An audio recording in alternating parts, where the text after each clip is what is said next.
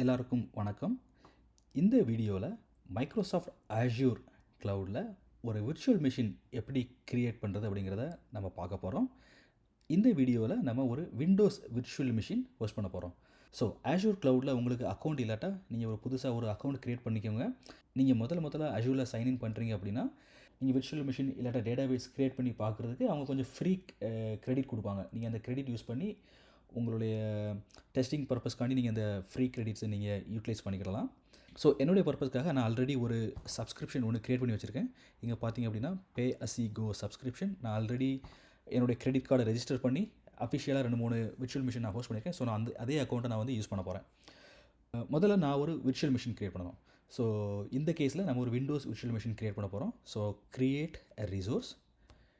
So இங்கே பார்த்தீங்க அப்படின்னா வேரியஸ் கேட்டகரிஸ் இருக்குது. இந்த இந்த இந்த கேஸில் நமக்கு கம்ப்யூட் ஆப்ஷனை சூஸ் பண்ணிக்கலாம். கம்ப்யூட் ஆப்ஷனில் இருந்துட்டு விர்ச்சுவல் மெஷின் கிளிக் பண்ணிக்கோங்க. ஸோ நம்ம இப்போ க்ரியேட் அ விர்ச்சுவல் மிஷின் பேஜில் இருக்கிறோம். மெயினாக பார்த்தீங்கன்னா எந்த சப்ஸ்கிரிப்ஷனில் நீங்கள் இந்த விர்ச்சுவல் மிஷின் நீங்கள் க்ரியேட் பண்ண போகிறீங்க. ரிசோர்ஸ் குரூப் நீங்கள் எக்ஸிஸ்டிங் ரிசோர்ஸ் குரூப்பை சூஸ் பண்ணிக்கலாம். இல்லை அப்படின்னா நீங்கள் ஒரு புதுசாக ஒரு ரிசோர்ஸ் குரூப் நீங்கள் க்ரியேட் பண்ணிக்கலாம். இந்த கேஸில் ஒரு புதுசாக ஒரு ரிசோர்ஸ் குரூப்பை க்ரியேட் பண்ணிக்கிடுவோம். Test RJ. அதுக்கப்புறம் பார்த்தீங்கன்னா விர்ச்சுவல் மிஷினுக்கு ஒரு நேம் கொடுக்கலாம். நான் என்னுடைய நேம் கொடுக்க போகிறேன்.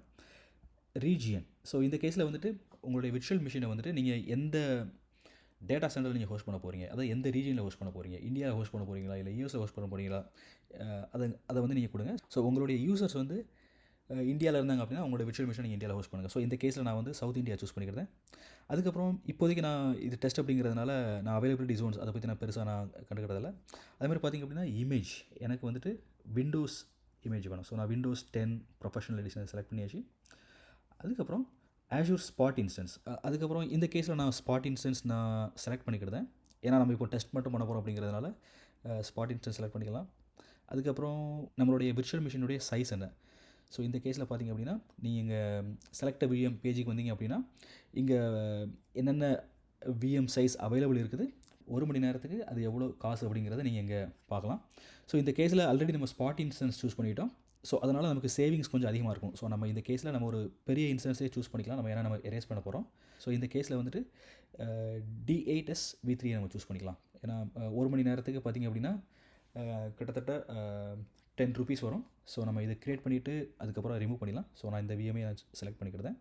அதுக்கப்புறம் பார்த்திங்க அப்படின்னா யூசர் நேம். ஸோ நான் என்னோடய யூசர் நேமே கொடுத்துருந்தேன்.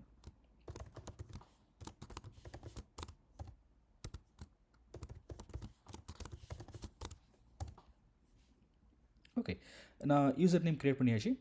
அதுக்கப்புறம் பார்த்தாச்சு அப்படின்னா இன்பவுண்ட் போர்ட்ஸ், அதாவது நம்ம க்ளவுடில் நம்மளோட விர்ச்சுவல் மிஷின் ஹோஸ்ட் பண்ண போகிறோம். அந்த விர்ச்சுவல் மிஷின் கூட நம்ம கனெக்ட் பண்ணணும். ஸோ கனெக்ட் பண்ணுறதுக்கு முன்னாடி இந்த ஆர்டிபி போர்ட்டை நம்ம கண்டிப்பாக எக்ஸ்போஸ் பண்ணிடணும். இது ஆர்டிபி அப்படிங்கிறது ரிமோட் டெஸ்க்டாப் ப்ரோட்டோகால். ஸோ இந்த போர்ட் கண்டிப்பாக ஓப்பன் பண்ணியிருக்கணும். அப்படி ஓப்பன் பண்ணியிருந்தால் மட்டும்தான் நம்மளால் கனெக்ட் பண்ண முடியும். ஸோ கண்டிப்பாக இதை எனேபிள் பண்ணிக்கோங்க. அதுக்கப்புறம் லைசன்ஸ் டேர்ம்ஸ் அக்ரி பண்ணிக்கோங்க. Next disk. ஸோ இந்த கேஸில் வந்துட்டு டிஸ்க்கு பார்த்திங்கன்னா டிஃப்ரெண்ட் டைப்ஸ் இருக்குது. Standard hard disk, standard solid state drive, premium SSD. So நான் ப்ரீமியம் எஸ்எஸ்டி அப்படி லீவ் பண்ணிக்கிறேன்.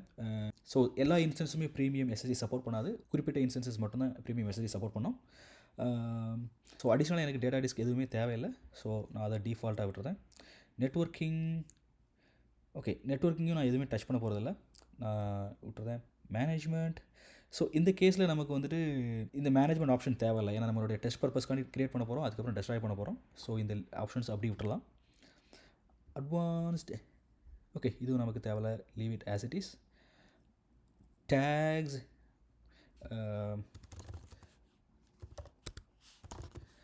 ஸோ நான்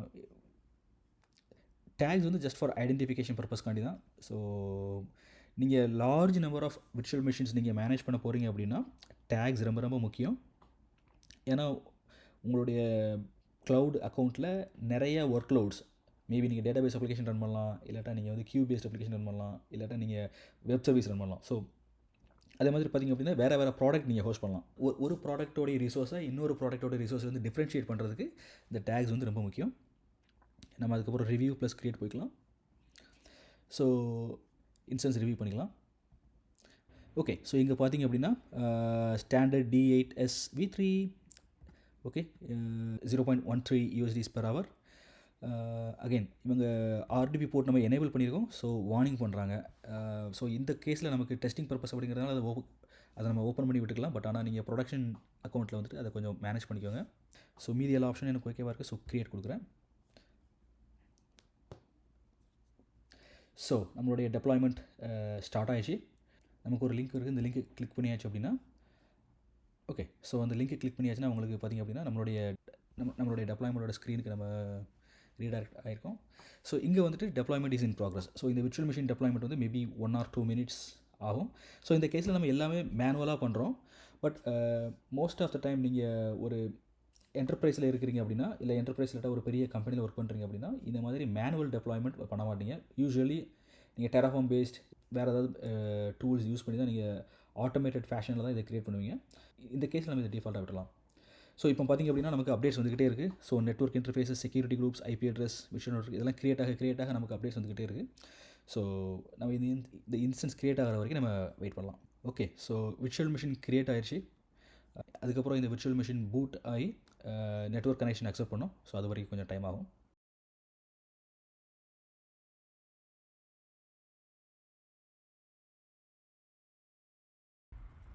ஓகே. டெப்ளாய்மெண்ட் சக்சீடட் நோட்டிஃபிகேஷன் வந்துருச்சு.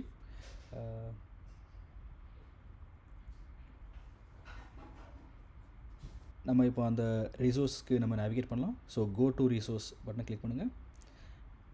இப்போ பார்த்தீங்க அப்படின்னா இதுதான் நம்மளுடைய விர்ச்சுவல் மிஷினுடைய ஹோம் பேஜ்.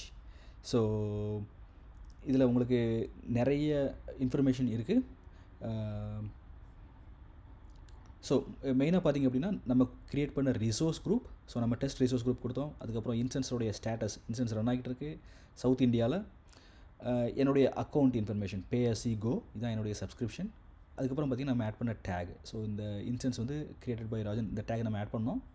அதுக்கப்புறம் Windows instance size 8 vCPU and 32 GB memory. அதுக்கப்புறம் பார்த்திங்க அப்படின்னா இந்த இன்ஸ்டன்ஸுக்கு ஒரு பப்ளிக் ஐபி அட்ரஸ் அசைன் ஆகிருக்கு.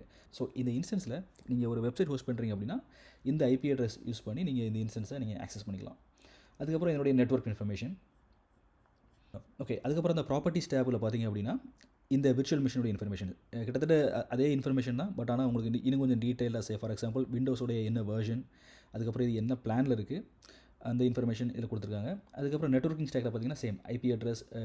ஸோ இந்த கேஸில் பார்த்திங்க அப்படின்னா ஒரு அடிஷ்னலாக ஒரு ப்ரைவேட் ஐபி அட்ரஸும் அசைன் ஆகிருக்கு. ஸோ நீங்கள் உங்களுடைய அக்கௌண்ட்டில் மல்டிபிள் இன்ஸ்டன்சஸ் நீங்கள் ஹோஸ்ட் பண்ணுறீங்க, ஒரு இன்ஸ்டன்ஸ்லேருந்து இன்னொரு இன்ஸ்டன்ஸ் ஹோஸ்ட் பண்ணோம் அப்படின்னா பப்ளிக் ஐபி வழியாக போகாமல் நீங்கள் இந்த ப்ரைவேட் ஐபி வழியாக கூட நீங்கள் இந்த இன்ஸ்டன்ஸை நீங்கள் ஆக்சஸ் பண்ணிக்கலாம்.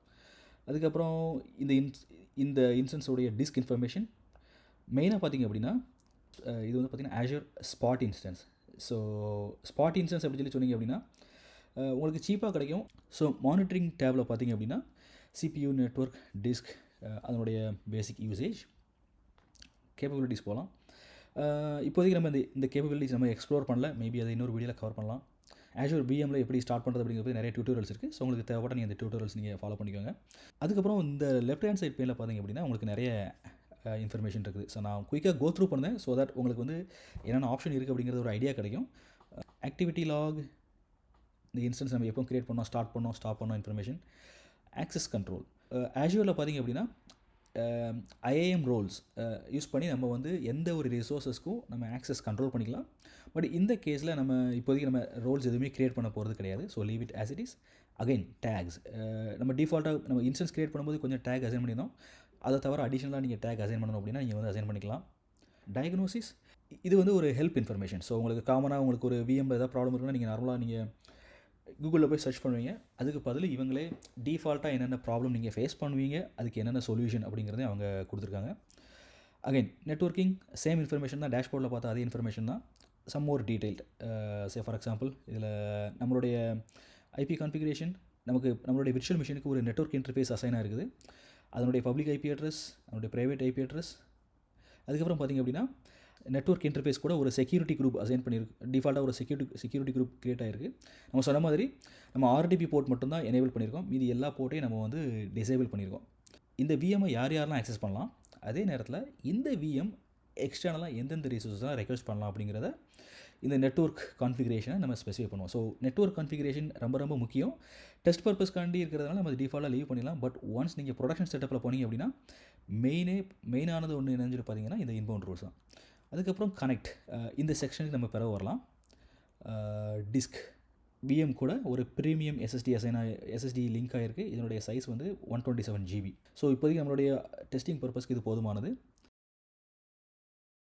8 CPUs ப்ளஸ் 32 GB ரேம் கொடுத்துருக்கோம். இதை நீங்கள் ஸ்கேல் பண்ணணும்னு நினைக்கிறீங்க, இதை இன்க்ரீஸ் பண்ணணும் இல்லாட்டா இதை குறைக்கணும்னு நினச்சிங்க அப்படின்னா இந்த பேஜில் வந்து புதுசாக சேஞ்ச் பண்ணிக்கலாம்.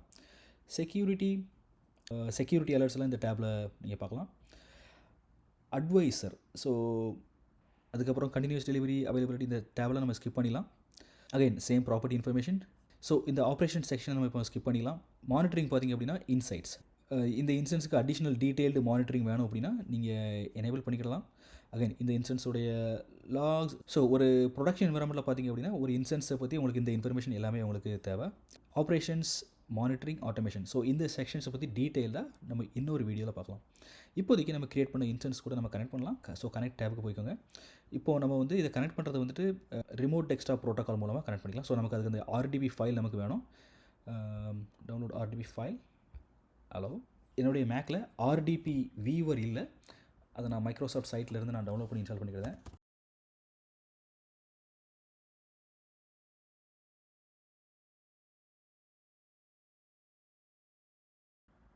ஓகே, ஸோ நமக்கு RDP வியூவர் இன்ஸ்டால் ஆகிடுச்சு. நம்ம டவுன்லோட் ஃபைலை இப்போ ஓப்பன் பண்ணிக்கலாம். .rdp. ஸோ ஆட்டோமேட்டிக்காக இது கனெக்ட் ஆகிடுச்சு.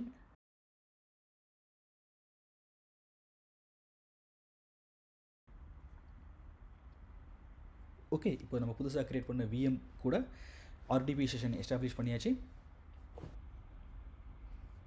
Okay, initial Windows configuration default என்ன செட்டிங் விட்டு அக்செப்ட் பண்ணிக்கலாம்.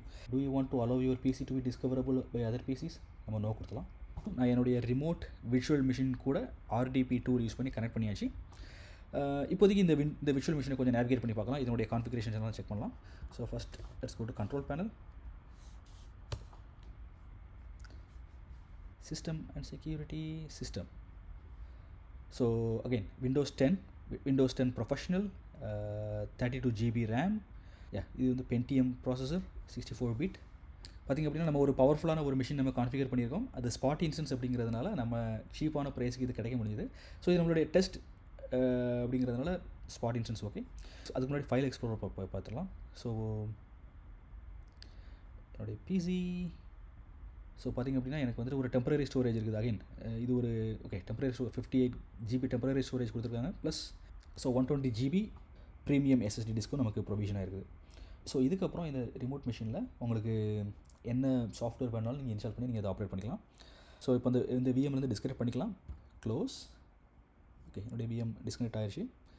அதுக்கப்புறம் ஒன்ஸ் நீங்கள் டிஸ்கனெக்ட் பண்ணதுக்கப்புறம் இந்த விஎம்ஐ சப்போஸ் இது ஒரு லைவ் விஎம் அப்படின்னா நீங்கள் ரன் பண்ணி விட்டுக்கிட்டே இருக்கலாம்.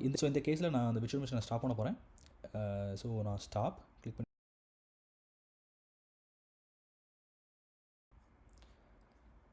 அந்த இன்ஸ்டன்ஸ் ஸ்டாப் ஆகிட்டுருக்கு. ஸோ இதில் மெயினாக பார்த்திங்க அப்படின்னா இதனுடைய ஸ்டேட்டஸ் வந்து பார்த்திங்கன்னா டீஅலோகேட்டிங். ஸோ சில டைமில் வந்து இன்ஸ்டன்ஸோடைய ஸ்டேட்டஸ் ஸ்டாப்டுன்னு இருக்கும். பட் நம்ம வந்துட்டு ஸ்டாப்டாக இருந்தாலும் ஸ்டில் Azure நம்மகிட்ட சார்ஜ் பண்ணுவாங்க. ஸோ மேக் ஷுர் இதனுடைய ஸ்டேட்டஸ் வந்து டீஅலோகேட்டிங் இல்லைனா டீஅலோகேட்டட் ஸ்டேட்டஸுக்கு போயிடுச்சு அப்படிங்கிறத கன்ஃபார்ம் பண்ணிக்கோங்க.